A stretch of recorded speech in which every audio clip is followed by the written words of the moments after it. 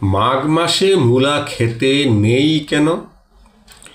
মূলা মাঘ মাসে মূলা খাওয়া থেকে বিরত থাকার একটি প্রচলিত বিশ্বাস আছে।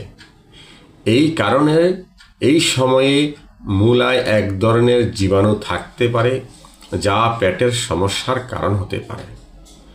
মাছ ও মাংস ধর্মীয় ও ঐতিহ্যগত কারণে মাঘ মাসে আমিষ খাবার বিশেষত নির্দিষ্ট তিথিগুলোতে এড়িয়ে চলা হয়। যা করা উচিত খাবার ও অভ্যাস: গরম ও ভারী খাবার, ঘি, নতুন শস্যদানা এবং গরম খাওয়া উপকারী।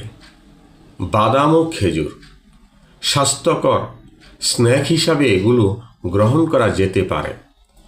দান ও পুণ্য এই মাসে দরিদ্রদের শস্য দান করা এবং শুভ বলে মনে করা হয়। কেন এই নিষেধাজ্ঞা মূলা খাওয়ার প্রতি? আয়ুর্বেদিক ও স্বাস্থ্যগত কারণ হল মূলা এড়ানোর পেছনে পেটের সমস্যার ঝুঁকির একটি ব্যাখ্যা আছে। ধর্মীয় আধ্যাত্মিক কারণ হল মাঘ মাস বিষ্ণু ও সূর্য দেবতার পূজা এবং দান ও পুণ্যের মাস, তাই আমিষ ও ভারী খাবার এড়িয়ে চললে মনকে শান্ত রাখা হয়।